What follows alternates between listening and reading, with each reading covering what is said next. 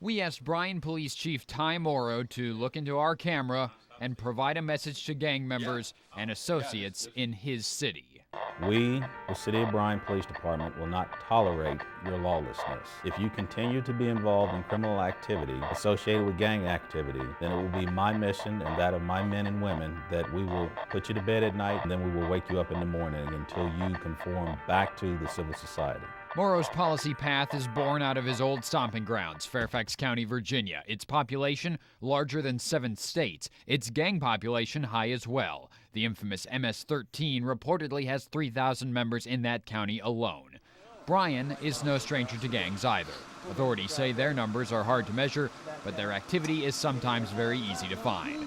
Take this bar in Bryan. The definition of a gang is 3 or more individuals with similar outerwear, organized in committing crime, and by that definition, drug-dealing gangs can be found making transactions in the streets here. The only way that you truly effectively deal with gangs, based on the perspective that I have, is to take the fight directly to them. First, you try and engage them like men and women to have adult conversations. And that's what Morrow did. As soon as the new chief arrived in town, he extended an invitation to all the gang leaders in Bryan to sit down and discuss their issues. And nobody took him up on the offer. Bryan's response has been threefold. First, with the new neighborhood enforcement team, charged with taking citizen complaints and concerns and earning trust, and then passing that info to analysts. And then our strategy is to use the DDT and the DET to target the criminal and not the crime.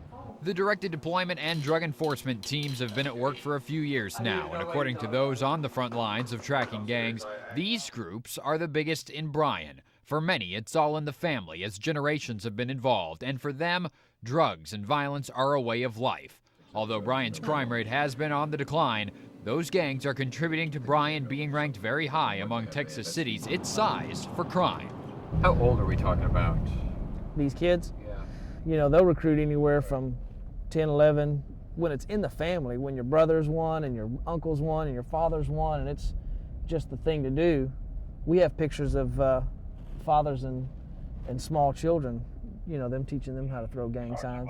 My ultimate hope is that, Bryan, in time, will become the safest city in the great state of Texas, and ultimately the safest city in the United States. One of the things that's impeding our ability to achieve that is this gang activity and this gang violence. You know, he's big on no tolerance, putting them in jail and letting them know. The biggest and the baddest gang in Bryan is the Bryan Police Department.